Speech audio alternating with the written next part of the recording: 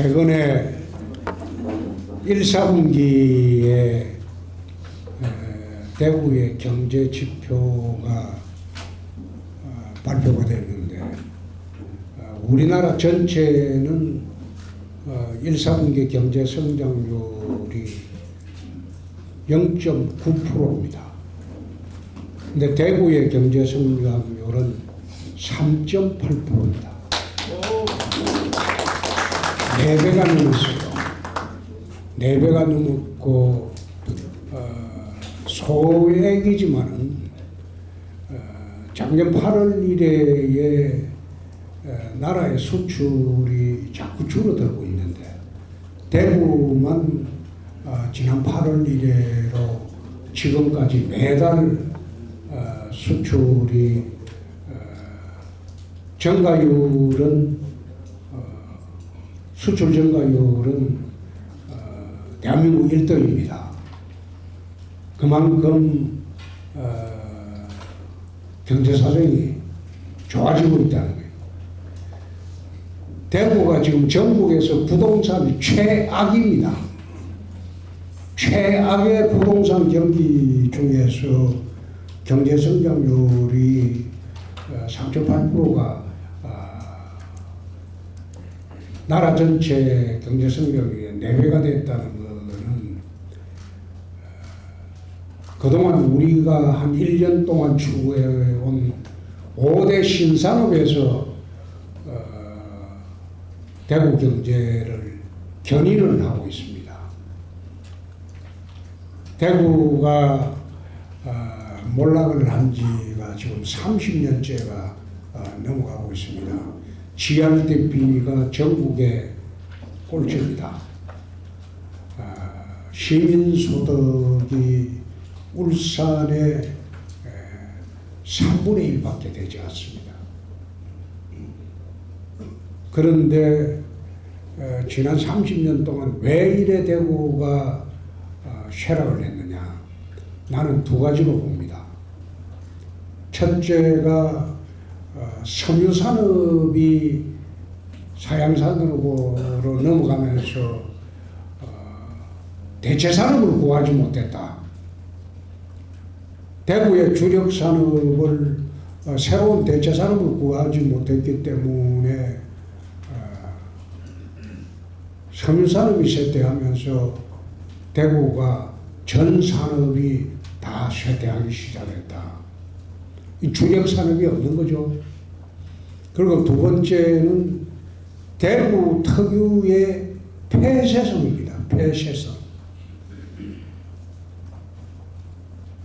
일부 기득권 카르텔들이 딱 뭉쳐가지고 자기들끼리만 하려고 하는 인재도 배척하고 경쟁인들도 외부에서 오는 건 다 배척을 해요. 그렇게 하다 보니까 지역 산업이 쪼그라들고 인재가 고갈이 되고 그 지역의 특유의 폐쇄성입니다. 그걸 깨지 않고는 대구가 도약하기는 어렵다. 그 작년 7월부터 내 기득권 카르텔은 용납지 않는다. 기득권 카르텔은 받아들이지 않는다. 깬다. 철저하게 기득권 카르텔의 대구 사회 전체가 웅크리고 있어요. 그래서 그 카르텔 깨기 위해서 11개 사내단체, 18개 사내단체 통폐합하고 거기 있는 사람들 물갈이 싹 다 해버리고 다 바꾸고 인재는 공정하게 채용을 했습니다. 내 선거 때 도와줬던 사람, 기관령 시킨 사람 없습니다. 나는 지난 선거 때 시민들의 도움을 받았지 사람들의 주변 척견들 도움받아갖고 내 시장된 사람 아니에요. 그래서 소위 신세진 사람이 없어요. 그러니까 모든 산하기관이나 장을 뽑을 때도 개인적인 친분으로는 절대 뽑지 않습니다. 다 인재 대변인이 되겠어요. 우리 상급 이상, 국장급 이상 공무원들이 이것까지 1년간 승진한 사람이 19명입니다. 대구시에 1년에 상급 승진하는 사람이 2, 3명입니다.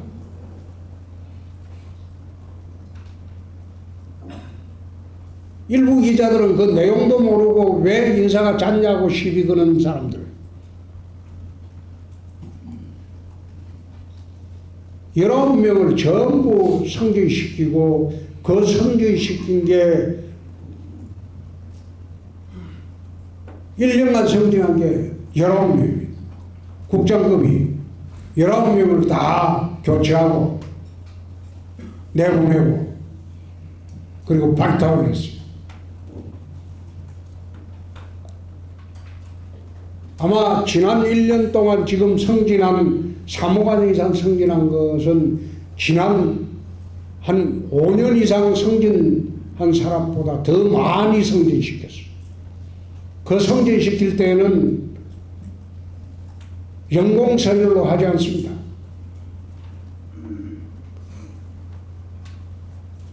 실적 위주로 합니다. 대구의 국장급이나 팀장급에서 직무대리가 많습니다. 승진 소요 연한이 안 되기 때문에 승진을 시키려고 해도 국장이 될 수가 없어요. 공무원은 소요 연한이 있습니다. 최소. 그래서 국장급 중에서도 얼마 전까지 직무대리가 굉장히 많았어요. 승진 소요 연한이 돼야지 직무대리 꼴이 뛰는 겁니다.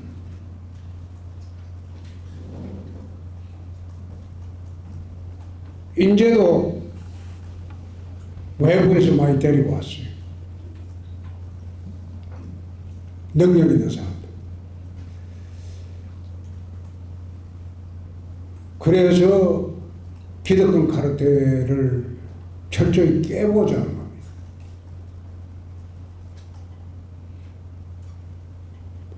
북부 매천시장 같은 경우에 이전을 해야 되는데 그 농산물 시장이 1조가 넘는 농산물 시장은 대한민국에 3곳밖에 없어요. 그만큼 큰 시장입니다. 근데 그거 한번 가보세요. 과연 그 시장을 그대로 두고 도시 발전이 되겠는가?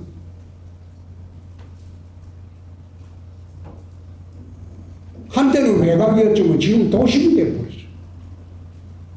그럼 그 외곽 이전을 해야 돼요. 외곽 이전을 하려고 몇 번 시도했는데 안 되는 게 그 안에 있던 운영 종사자들이 자기들 기득권 때문에 못 나가겠다. 못 옮긴다.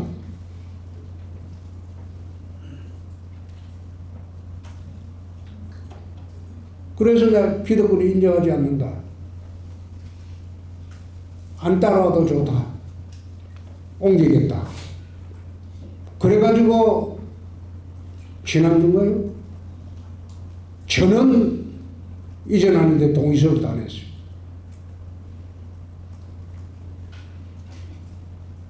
얼마 전에 도축장도 그래요. 대구에서 전국 17개 광역단체 중에서 도축장을 운영하는 것은 유일하게 대구시밖에 없습니다. 근데 그 도축장이 어느 특정 기업에 53년간 특혜를 누렸어요.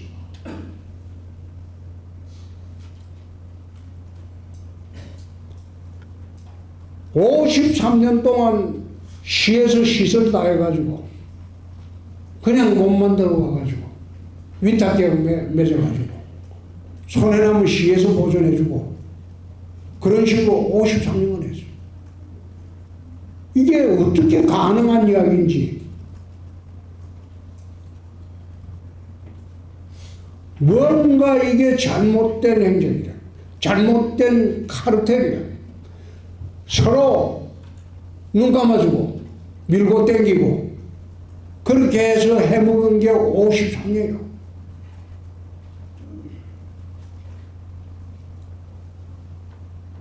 거기에 대구가 위탁자한테 받는 게 수수료 1%라는데 광주, 인천은 5%입니다. 그런데 그걸 1%가 이게 말이 되냐? 광주, 인천 수준으로 올려라. 그래 하니까 시의회에서 꼭 지고 안 올려줘요. 그러니까 대구가 올라가는 겁니다. 외부의 사람들 들어오는 걸 차단하고 못 들어오게 하고 자기들끼리 쑥덕거리 가면서 밀고 땡겨주고 뒷거래하고 그런 식으로 30년 이상을 오니까 대구가 힘들어지고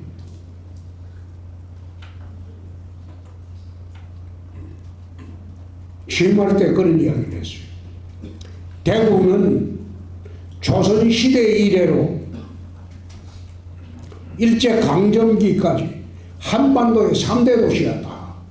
서울, 평양, 그 다음 대구였습니다. 그게 600년 이상 그렇게 해왔어요. 그런 대구가 지금 부산에 밀린 지는 오래고 인천에도 밀리고 있어요. 인천 인구가 지금 320만입니다. GRDP가 대구에 몇 배 돼요?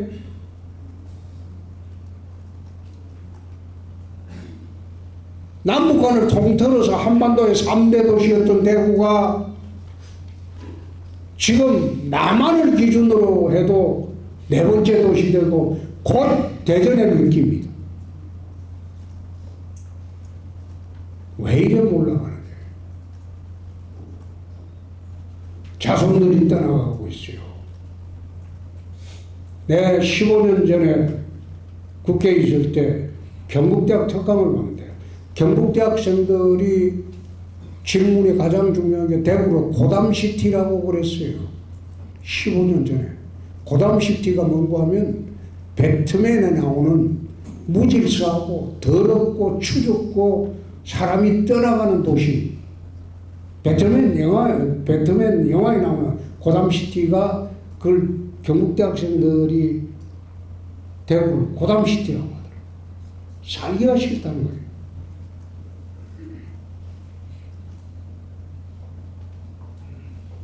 여기에 대한 자각이 대구의 리더들은 없었습니다. 내가 중앙에서 정치할 때 대구 국회의원들, TK 국회의원들한테 그렇게 야단치고 많이 했어요. 야, 거기가 선출직이냐? 거기는 막 임명직이야, 임명직. 국회의원은 다 국회의원인 줄 알아? 제대로 선출직 국회의원은 수도권밖에 없어? 야, 그런 식으로 야단치고 있어요. 그러면서 임명직을 당에서 했으면 제대로 일어나야 하고. 근데 제대로 일하는 사람은 별로 본 일이 없어요.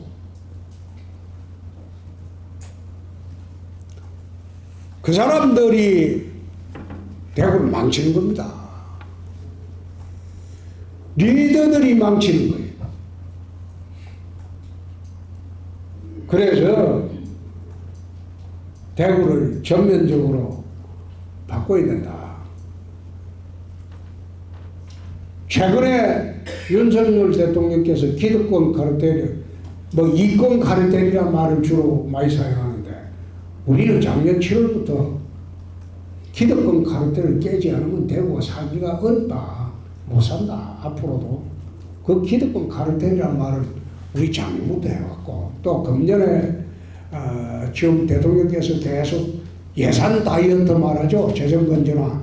우리는 작년 7월 1일부터 이미 금년도 예산을 편성할 때 작년 연말에 지방채를 단 1원도 발행하지 않는 예산을 편성했어요. 원래 예산 편성할 때 지방채를 3천억, 4천억 발행해서 그걸 부족한 예산에 편성합니다. 그런데 민선 들어오고 처음으로 30년 만에 처음으로 지방채 발행을 전혀 안 했어요. 지방채 발행 안 하고 예산을 편성했어요. 다이어트 예산을 편성했어요. 우리는 이미 작년 연말에 다 했어요. 그런데 대구 언론에서는 그게 무슨 말인가 잘 모르더라고. 지방채 발행 안 하고 예산 편성하는 거는 대구밖에 없습니다. 정부에서는 예산 편성할 때 국채를 발행합니다. 매년 국채 발행해서 외상으로 예산 충당을 해요. 매년 그래요. 지방정부는 지방채 발행해서 예산 충당해요. 근데 대구가 유일하게 작년에 예산 편성할 때 지방채를 단 한 푼도 발행을 안 했어요. 매년 수천억씩 빚을 집니다. 예산을 한 푼도 비치지 않고 예산 편성을 했고 또 작년에 7월에 들어왔고 11월에 2천억 빚을 갚았어요. 10몇 년 만에 처음으로 빚 갚게 하자. 이 전부 우리 자식들이 갚아야 할 돈인데 대구가 그 사이에 예산 대비 채무 비율이 전국에서 2등이 2등을 높아요.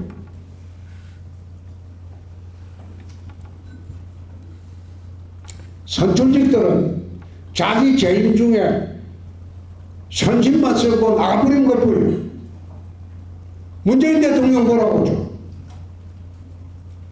400조 이상을 갖다가 끌어다가고 국채 발행하고 이래가지고 기분 내키는 대로 돈 다 뿌리고 나가버렸죠. 그럼 멍드는 사람은 누구예요? 다음 정권을 받는 사람이 먹이더라고요.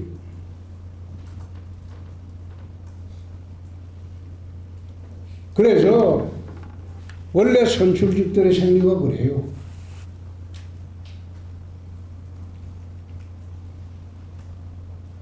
그게 자기 돈이면 그래 못 부립니다. 시민 세금이니까 이거 시민들은 모르죠. 지난번에 대구시에서 시민들한테 10만 원씩 줬죠. 코로나 다 받았잖아요. 그게 2,400억입니다.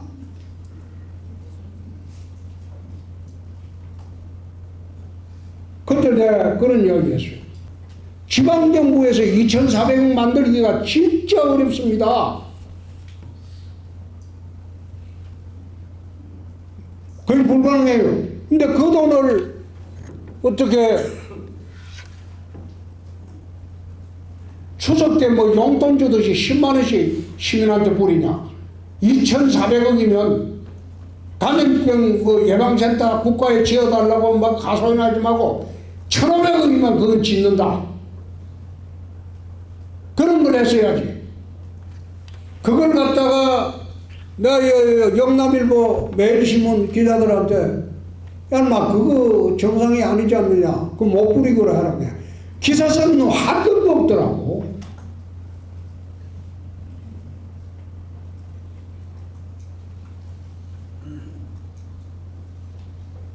그만큼 이게 뭔가 여론 주도층이 제대로 형성이 안 되어 있는 거예요. 그런 행정을 못하게 해야 돼요. 어떻게 내가 그걸 쳐다보면서 권 시장 내 대학 후배고 17대 때 18대 때 처음 들어올 때 내가 공천 줬어요. 노원에. 선출직들은 원래 그래요. 자기 재임 중에 선심만 쓰고 나가버리면 골병은 다음 사람이 받는 거예요.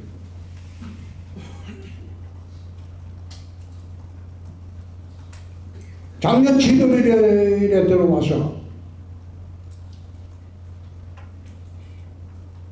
예산 다이어트 한다.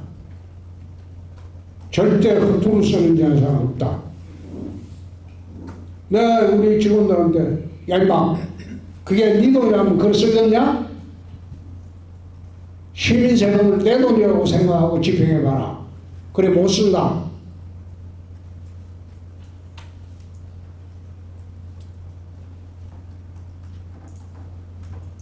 대구시가 시민들이 좀 아직은 못 느끼겠지만 일부 파퓰리즘으로 뿌리던 돈을 안 뿌리니까 힘들 거예요.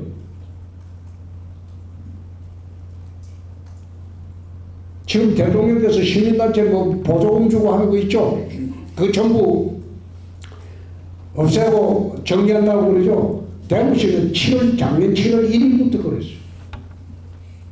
전부 전수조사해라. 시민세금이다. 그래갖고 작년부터 우리는 보조금 다 끊어버렸어요. 그런 보조금은 안 주는 게 맞다. 그 정부가 지금 뒤늦게 하고 있는 거예요. 대구시 하는 거 보니까. 자기 돈이라고 생각하면 공직자들이나 그 사람들이 그래 돈 못 씁니다. 자기 돈이라고 생각하고 예산 집행을 한다면 그런 짓을 못한다는 거예요. 혁신이라는 게 그렇습니다. 우리가 시정혁신을 하자고 할 때 시민세금을 허투루게 쓰지 마자. 그게 혁신이에요. 혁신이에요. 산하기관장 연봉 1억 2천으로 제한한다. 더 이상 안 준다. 단지 예외가 있다. 대구 어려운 의사들은 제한이 없다. 다른 병원 의사, 경북대학 의사하고 똑같이 지원해야. 그러나 다른 사람들은 모든 산하기관장은 시장 연봉을 넘어서서는 안 된다. 그리고 산하기관장들은 퇴직금 없다. 퇴직금 안 준다. 그래도 산하기관장 하려면 응시해라. 그러니까 금액이 절반으로 깎인 사람도 있어요. 그래도 응시하더라고.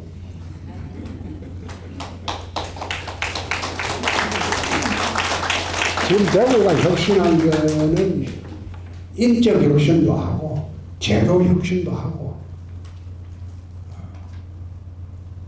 공무원 혁신도 합니다. 그래 전방위적으로 합니다. 근데 그게 모델이 돼서 중앙정부로 올라가고 중앙정부에서 대구의 혁신 모델을 가지고 시행을 하고 현재는 지금 그렇게 되어 있어요.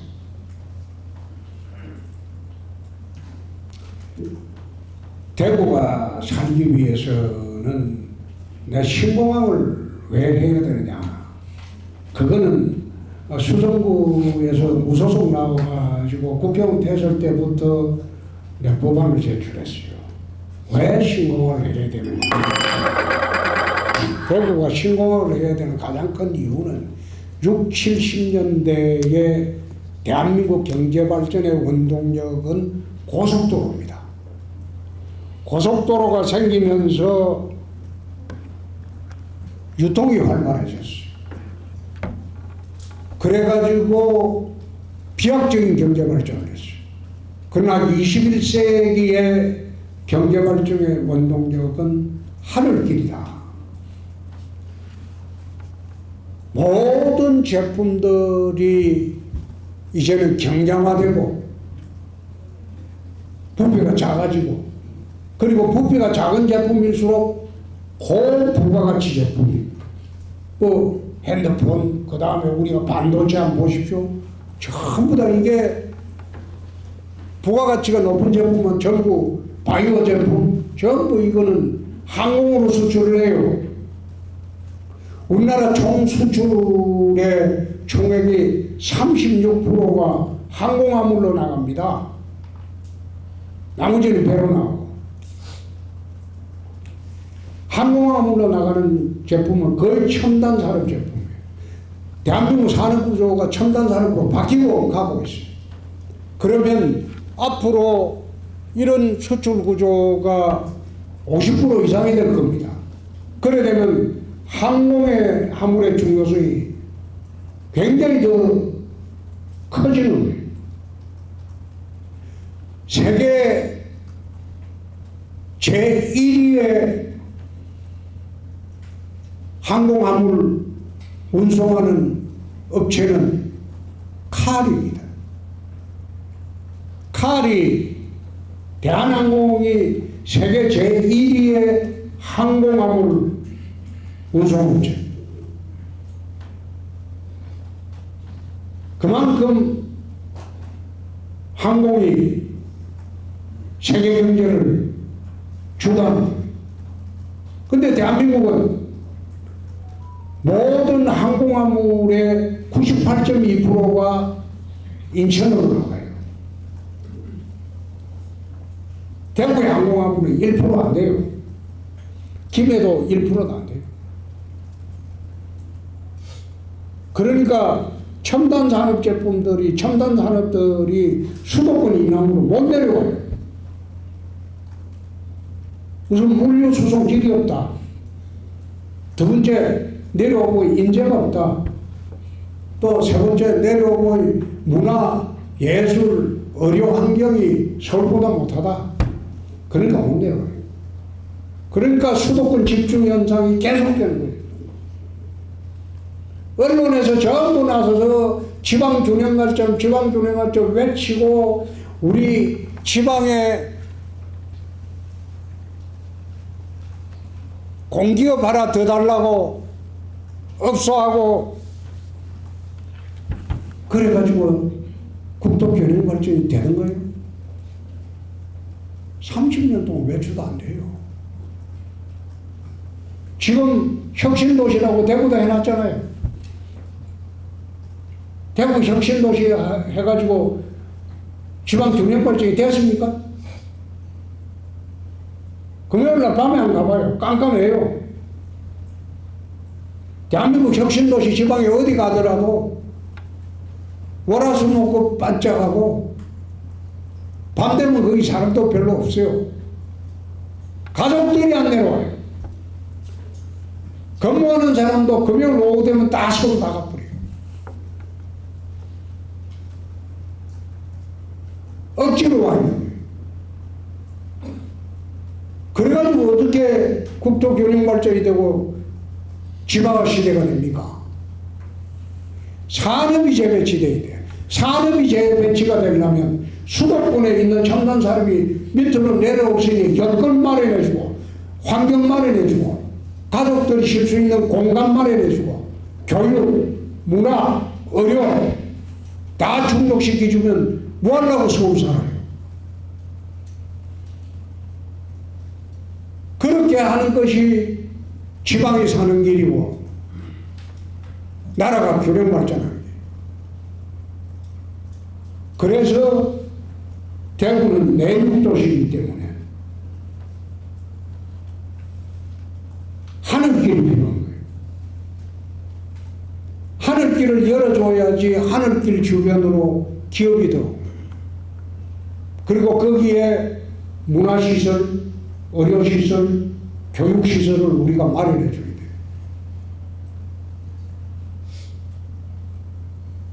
공항을 중심으로. 싱가포르 가면 창의공항이라고 있어요. 창의공항이 싱가포르 인구는 500만 명밖에 안 돼요. TK 인구밖에 안 돼요. 근데 창의공항이 세계 최고의 공항입니다. 타크라스.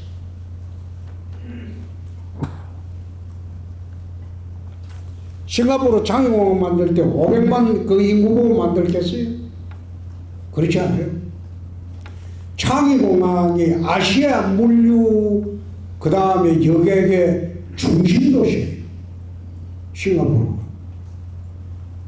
두바이 한번 가보세요.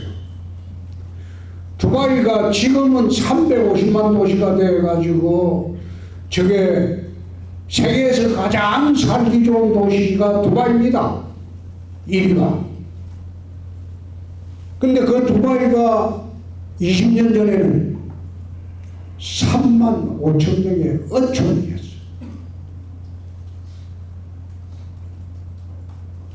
그냥 지중해 홍해에 고기 잡아먹던 사람들이에요. 인도양가 쪽에. 근데 지금 100배가 커졌어요. 두바이가 어떻게 커졌을까요? 거기 석유가 많이 나니까 석유 돈으로 도시를 키웠다. 천만에. 아랍에미레이트 석유의 98%는 아부다비에 있습니다. 두바이는 아랍에미레이트에 나오는 석유의 2%밖에 없어요. 돈 없어요. 그런데 어떻게 두바이가 저렇게 세계 최고의 도시가 됐을까?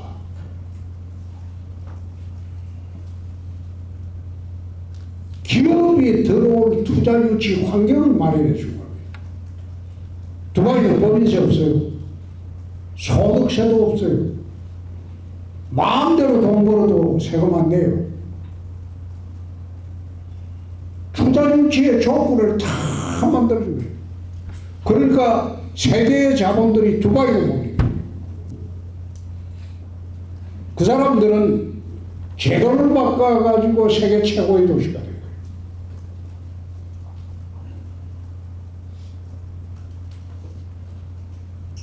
공항도 그래요. 우리가 공항을 만들 때 꼭 요즘 경제신문이나 보면 양양공항, 그 다음에 무안공항 예를 들어가지고 대구공항 만든다고 비틀고 이렇게 지난번에 윤희숙 의원인가 뭐 전 의원인가 지난번에 땅 투기하다가 사퇴하고 나온 그 사람이 대구공항을 비판을 했기에 어떻게 그 머리로 국회의원 했냐.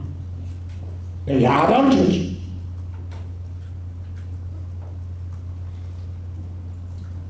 공항이 왜 앞으로 대한민국의 국토 균형 발전이나 신산업의 거점이 되는지 내가 자세히 페이스북에 설명했죠.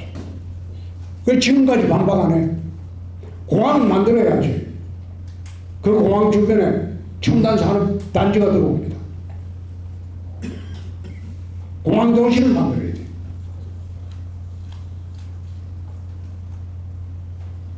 대구 경북이 살 길이 그거밖에 없어요.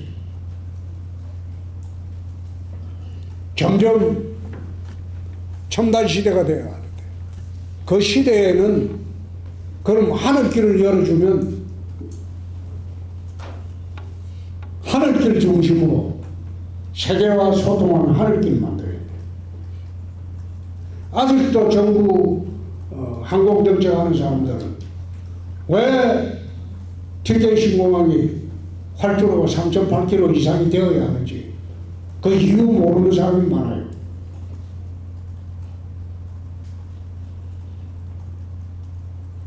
인천공항의 활주로가 3.8km가 2개고 4km가 2개입니다.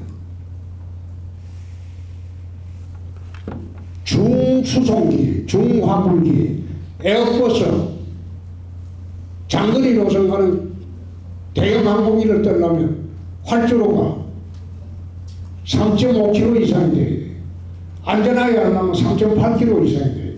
그 앞에 활주로는 지금 동천공항에 활주로 가지고는 동남아밖에 못 갑니다. 여기서 LA 못 가요. 그 비기에 뜰 수 없어요. 유일하게 중수송기나 대형 병역이 뜰 수 있는 공항은 대한민국의 인천밖에 없습니다.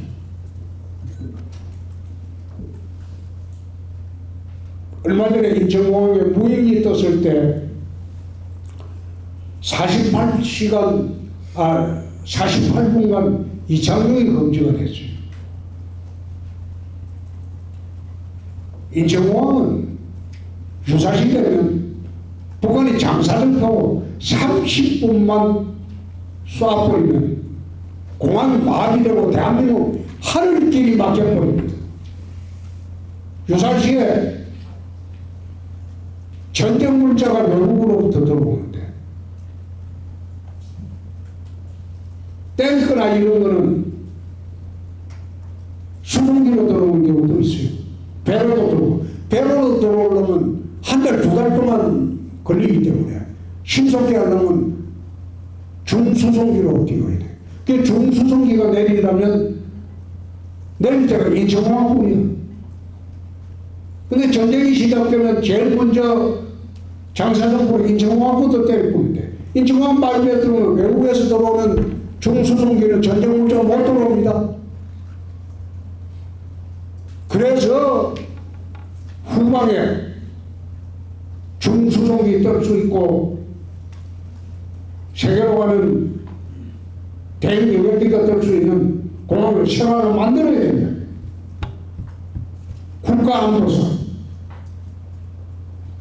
그렇게 하지 않고 이대로 놔두면 대한민국 힘으로는 북한 대적하기 어렵습니다. 더구나 핵무기까지 지금 뭐 30개가 있다, 50개가 있다 그러는데 심지어 100개 있다는 말도 있어요. 그게 뭐 전부 김대중 노무현 문재인 때 다 만든 거지 뭐.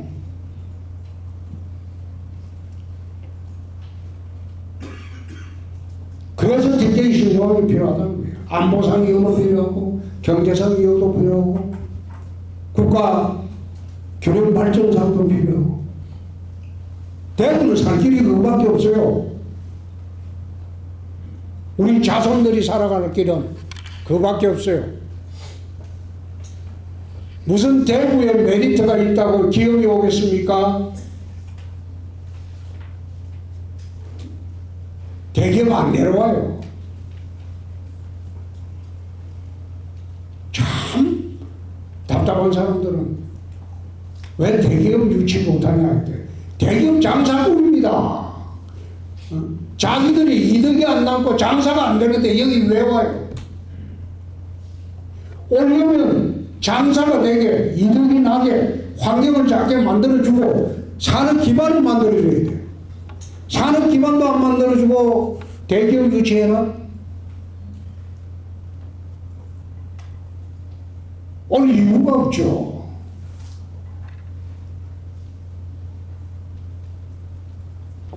그래서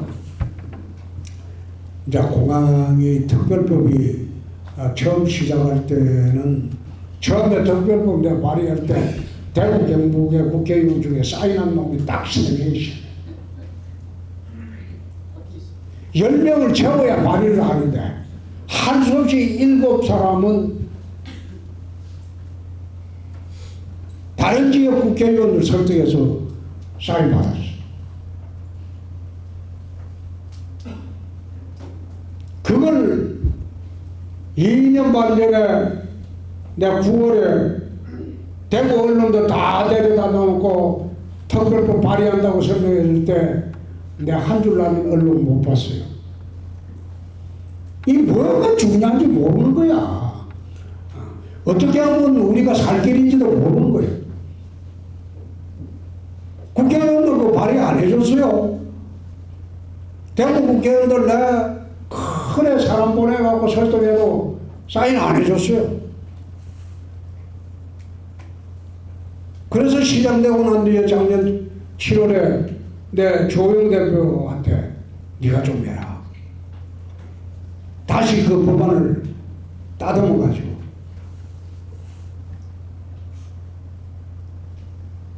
그래서 조영 대표가 원내대표를 했는데 또 한 번 해야 할 때 광특별법 발의했는데 네가 원내대표를 해야지 따라오지 이것들이 안 따라온다. 그래서 조영 대표를 원내대표 다시 하라고 해갖고 다시 해가지고 특별법 발의하게 하고 그리고 원내대표니까 막 의원들한테 윽박질러가지고 83명을 사인을 받았잖아요. 그래가지고 그래도 안 돼가지고 광주에 강기정 시장이 자기들도 광주공항 이전한다는 게 좋다. 너도 도와줄게. 같이 하자. 광주 끌어들이고 민주당의 이재명 대표한테 네가 약속했으니까 해달라. 대통령도 약속했으니까 해야 되지 않느냐. 우여곡절 그때 된 거예요. 그게 금년 4월에 될 때도 피눈물 나게 된 거예요. 왜그 정책적으로 내야 되느냐. 응? 기부대 양대 방식으로 이랬죠. 하려고 하면 대구시가 군공항 이전하는 비용을 11조 5천억을 마련해야 됩니다. 그런데 11조 5천억을 뭐로 마련하느냐. 먼저 마련해서 지어주고 동천공항을 210만 평을 돌려받는 겁니다. 대구시로. 거기서 동천공항을 또 개발해서 11조 5천억 이상을 만들어내야 돼요. 대구시 예산이 15조 남짓인데 11조 5천억 그거 대구시가 주관해서 한다 그러면 그 투자할 사람이 있겠어요? 대구시를 믿고 투자합니까? 누가 투자를 해요? 아무도 안 나서지. 기부대 양대 방식이 그런 방식이야. 먼저 군사공항을 지어주고 11조 5천을 들여갖고 거기서 땅을 돌려받아가지고 거기서 또 개발해서 돈을 만들어내야 돼. 그 사이에 금융비용하고 한번 생각해 보세요. 그 대구시로서는 샤워를 할 수도 없어요. 믿고 오는 사람도 없고.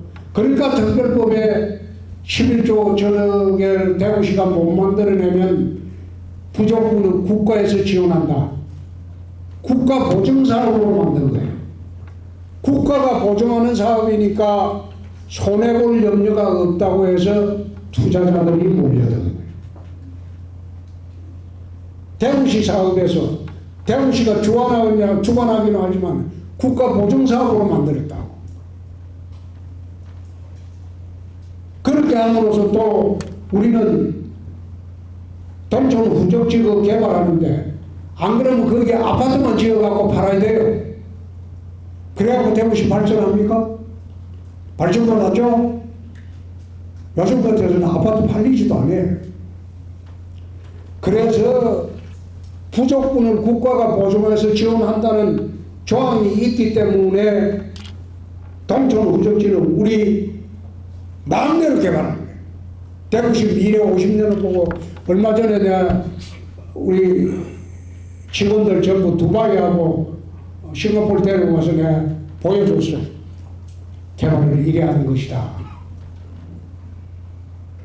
그래서 이번에 최근에 100층짜리 빌딩 그림이 나오고 동쪽 강물을 한 바퀴 돌려가지고 호수를 만들고 시내 한 바퀴를 강물을 돌리고 수변도시로 그 그림이 나온 거예요. 그렇게 해서 돈을 11억 5천원 못 만들어도 대구 미래 50년을 위해서는 거기에 6개 지구를 만드는 거예요.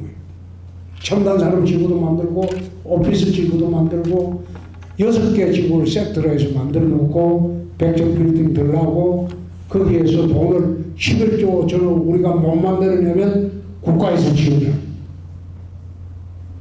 그러니까 동촌 개발 계획도 아파트만 지어 팔지 않아도 되게 개발 계획이 새롭게 나올 수가 있는 거예요. 그게 특별법 때문입니다. 그리고 거기에 참여하는 기업들한테 손해 안 봐주기 위해서 그 옆에 그린벨트를 100만 평을 이제 별도로 이건 배후 주거단지로 해서 너가 지어서 팔아가지고 손해나는 거 보충해라. 그러니까 투자자들이 몰리고 저 틀림없이 손해 안 본다.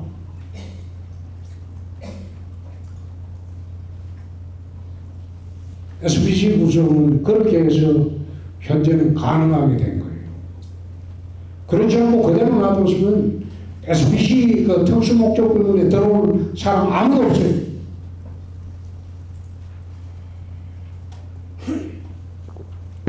그래서 공항사업이 조금 수월하게 전개가 지금 되고 있다. 그 후적지 개발사업도 거기서 우리가 11조 5천억을 만들어낼 그런 경제적 부담을 덜었다. 그래서 지금 하고 있는 겁니다. 지금 뭐 시간이 오래됐기 때문에 난 배도 고프고. 그래서 내가 질문한 건 내가 답변을 바로바로 하겠습니다. 대구에 있는 빚을 탕감하기 위해서 가장 중요한 일은 무엇이라고 생각합니까? 무슨 예산 절감입니다. 그리고 유휴지를 팔아야 돼. 대구시가 굳이 유휴지를 갖고 있을 필요가 없어요. 지금 1년에 이자만 해도 500억이 넘게 나가는데 얼마나 아까운 피 같은 돈입니까? 그 돈 절약해서 없는 사람 좀 도와주면 안 됩니까? 유휴지 갖고 있어 보이면 뭐래요. 대구가 땅 장사할 사람도 아니고. 민간에 팔아가지고 그 개발하도록 해야죠. 근데 그걸 또 지 땅도 알면서 못 팔게 방해하고 땡깡 부리고 시청에서 대부하고 하는 사람들 쳐다보면서 저것들은 뭐 먹고 사는지 모르겠다. 지 땅도 아닌데. 팔아서 냈다가 묵겠다는 것도 아니고 빚 갚자는 건데. 빚은 그러면 앉아서 빚을 져본 사람이 그게 빚이 무서운 줄 알아요. 저건 비가 오나 눈이 오나 이자는 매일 불어나요. 휴일도 이자가 불어나요.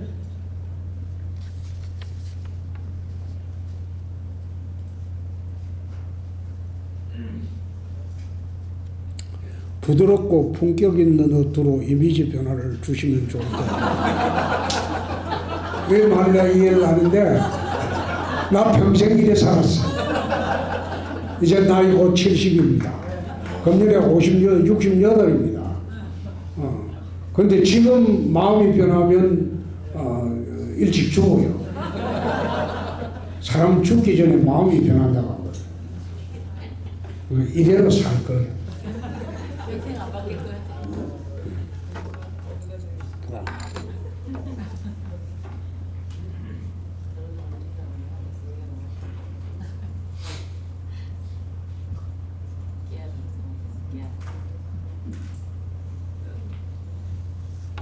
매천시장에 묻는데 매천시장은 이전을 안 할 수가 없습니다.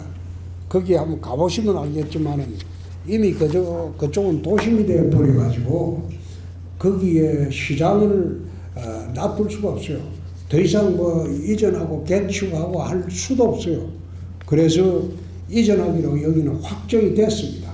확정이 됐고 이전 가는 부지는 그 어디야 달성군 뭐 합인면 합인 쪽으로 거기에 북구 어딘가 뭐 거기하고 두 번째 경쟁이 붙었는데 합인 쪽에서 우리 시에 제시하는 거는 달성군의 땅을 한 2천억을 내놓겠다고 해서 얼사좋다 그거 걸러갔어요. 네.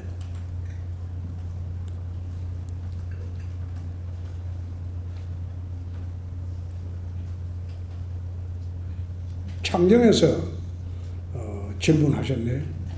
네.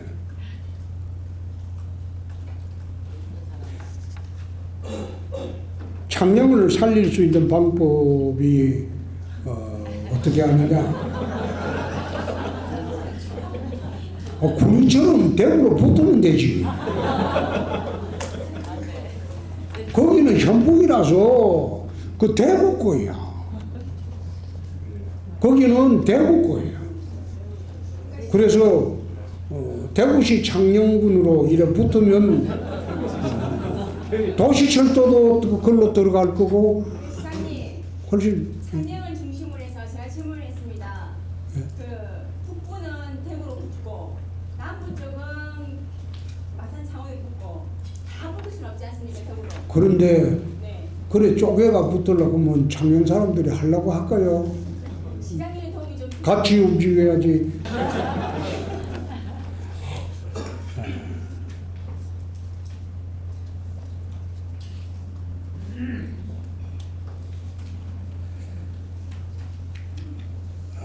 말투가 공격력으로 하기 때문에 적이 많다고 하는데 제가 적이 많아요. 제 싫어하는 사람들은 참 많아요. 그런데 그래도 40년 공직생활을 금년으로 40년째 합니다. 검사 11년하고 법조 13년하고 정치 이제 27년을 하니까 그래도 안 죽고 여태까지 살고 있잖아요. 누가 뭐 공격하든 말든 나는 그 공격받으면 받을수록 더 오기가 생겨가지고 더 잘합니다. 난 그런 거 신경 안 써요.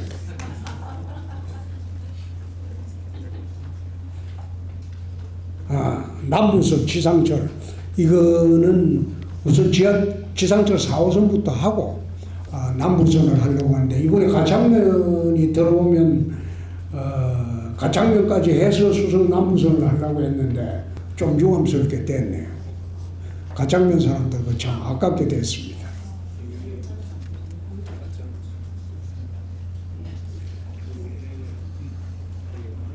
임기 동안 대구 경제 활성화를 위해 어떤 노력을 추진 중인지 지금 하고 있는 게 전부 경제 활성화입니다.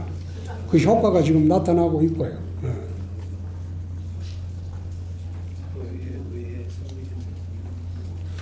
지금 킬러 문항으로 불거진 수능에 대한 생각은 저는 윤석열 대통령 생각하고 똑같습니다.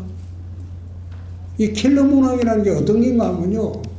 학원 선생하고 출제자하고 모종의 미량이 있어가지고 그런 문항이 수험생들이 듣도 못한 문항을 하나 제출하고 그게 입시 당락의 좌우를 학교가 바뀌는 거예요.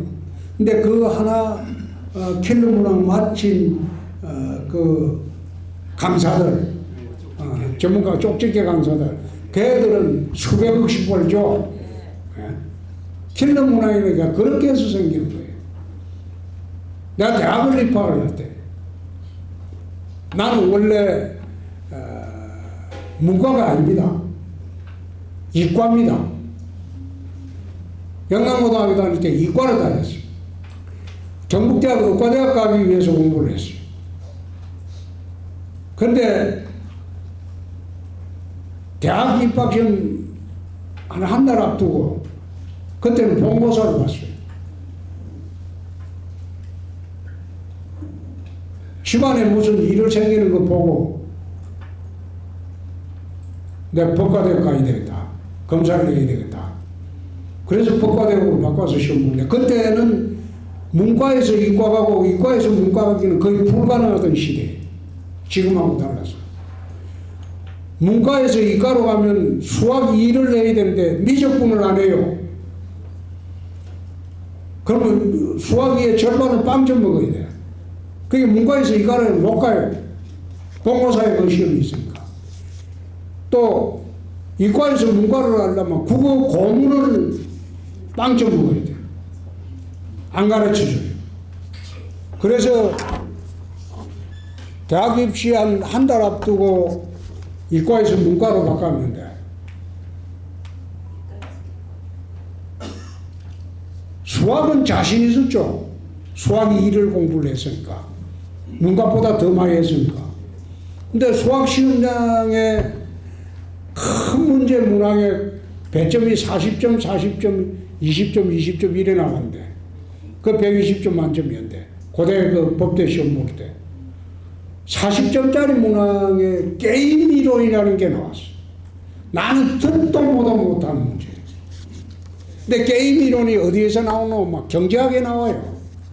대학 1학년 들어갈 때 대학 1학년 고대 교양 수학책에 게임 이론이 나와요.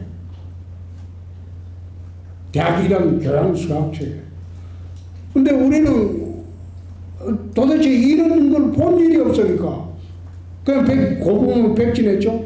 그런데 그 부분이 어디서 그 당시에 학원에서 다뤘냐면 서울의 인류 재수학원에서 게임 이론을 가르쳤어요. 근데 그 문제가 입학시험에 나왔어요. 근데 그 재수학원 출신 애가 우리 과수석을 했어요. 입학할 때 그러더라고. 야, 그거 우리는 학원에서 다 달았다. 그런 게 킬러 문항이에요. 그런 문항이 나오면 안 되죠. 그래서 대통령 뜻이 나는 맞다고 봅니다. 오히려 킬러 문항을 없애면서 수험생들이 굉장히 편해졌어요. 혼란이 더 없어졌죠.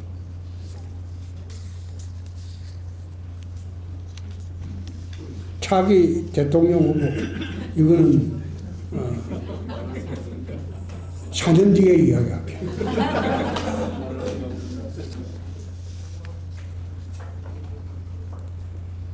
대구의 50년에 상상하는 그림을 아마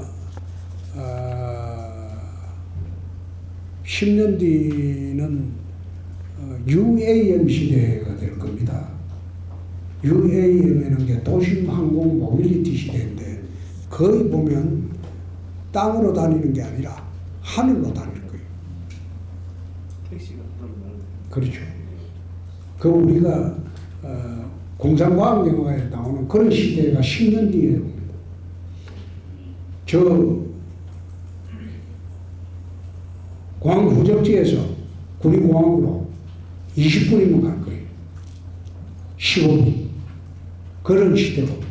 대구도 그런 시대가 오기 때문에 그런 시대를 대비해서 지금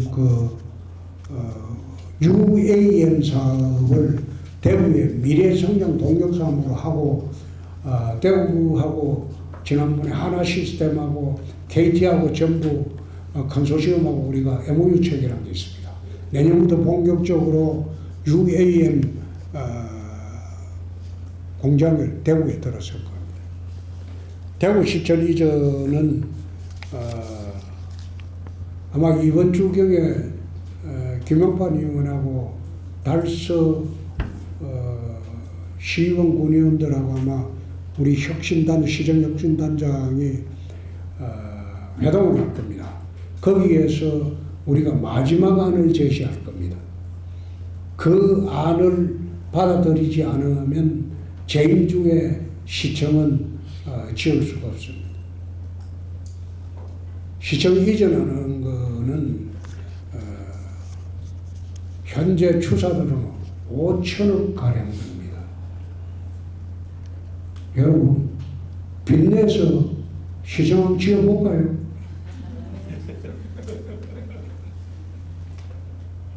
나는 빚내서 시청 짓기는 싫습니다.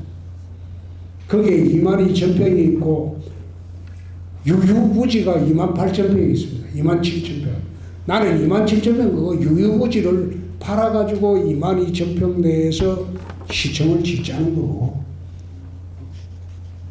달서구의 구청장하고 일부는 그거 팔지 말고 지어라는 거고 그래서 네가 지어라. 내가 들어갈게. 난 돈 없다. 빚내서는 절대 시청 안 됩니다. 대구 시민들 지난번에 여론조사에 빚내서 지어도 좋으냐 반대하는 게 78%예요. 누가 빚내서 시청 지으라고 하겠습니까? 진영 논리는 어떻게 보느냐. 지금 민주당이 저렇게 이재명 대표가 사정에 몰려 있고 부패로 몰려 있어도 지지율이 나오는 것은 친정 논리입니다. 우리 진영의 사람은 도둑놈이라도 좋다. 그게 아주 심화되어 있어요. 원래 진영 논리가 시작된 출발이 노무현 시대입니다. 노무현 대통령부터 좌파 우파가 쫙 갈라지면서 보수 진보라고 말 안 하고 좌파 우파라고 서로 말하기 껄끄러우니까 보수 진보로 말하면서 쫙 갈라져 가지고 서로 자기 길을 가는 거예요. 그 진영 논리가 내년 총선도 안 깨질 겁니다.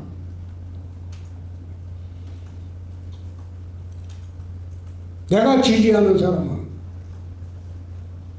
어떤 나쁜 짓을 해서도 안 믿는 거예요. 설마 나쁜 짓 해도 그게 뭐 대수냐. 현재 대한민국은 쫙 갈라져 있어.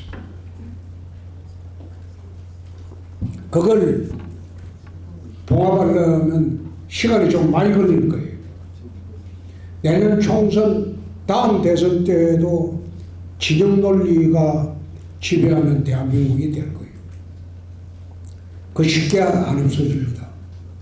영원함이 갈라지듯이, 영원함이 갈라져 있듯이 진영 논리부터 한번 갈라지면 그게 봉합이 되기가 그리 어렵습니다. 현재는 진영 논리가 극단까지 와 있습니다. 당분간은 이게 완화되기 어려울 겁니다.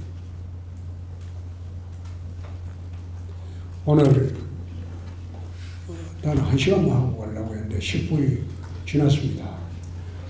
배도 고프고 하니까 난 가겠습니다.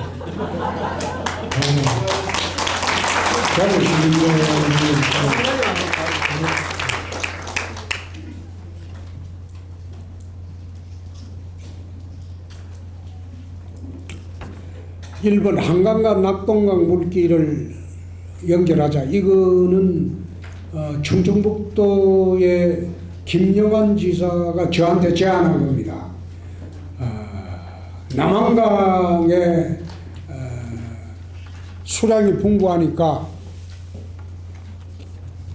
남한강 물을 영주댐으로 보내고 영주댐에서 안동댐으로 보내고 낙동강 그렇게 하는 게 어떠냐. 참 김영환 지사 고마운 제안을 했어요. 그러니까 그거는 우리가 검토를 하고 있습니다. 운하는 이거는 대한민국은 운하를 할 만큼 수량도 풍부하지 못하고 또 운하를 할 만큼 물동량이 그리 많지 않습니다. 관광사 할 건데. 네. 관광할 때도 있어요. 나 운하 싫어요. 의지가 약해지고 신념이 흔들릴 때 스트레스 푸는 방법. 이것보다 더 나빠질 수 있겠나. 나는 항상 그렇게 생각합니다. 힘들 때는. 그리고 성경이 아니고 그 솔로몬 자문에 보면 이 또한 지나가리로다라는 말이 있어요. 이 또한 지나가리로다. 언제나 그 두 가지 생각을 합니다. 아무리 힘든 순간도 이것도 곧 지나간다. 그 다음 더 나빠질 수 있겠나.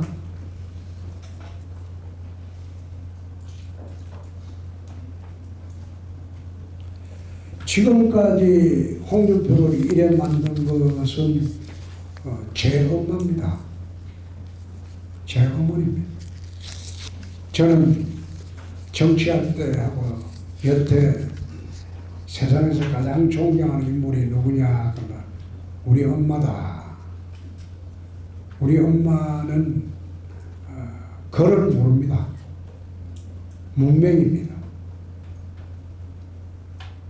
글 모르는 내 엄마도 나는 내 엄마 때문에 지금까지 내가 굳건히 살아왔다고 생각하기 때문에 이 세상에서 가장 존경하는 인물은 내 엄마입니다. 재밌는 거는 우리 아들한테 둘 다 지금 아들이 40살이 넘었는데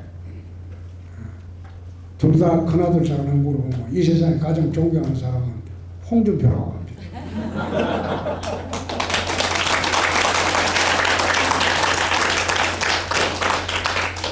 어느 방송에 나가서 가장 존경하는 사람 누구냐 아마 이순신 세종대왕 앞에 사람이 다 이야기하고 난 뒤에 내 차례가 됐을 때 내 엄마가 그랬어요.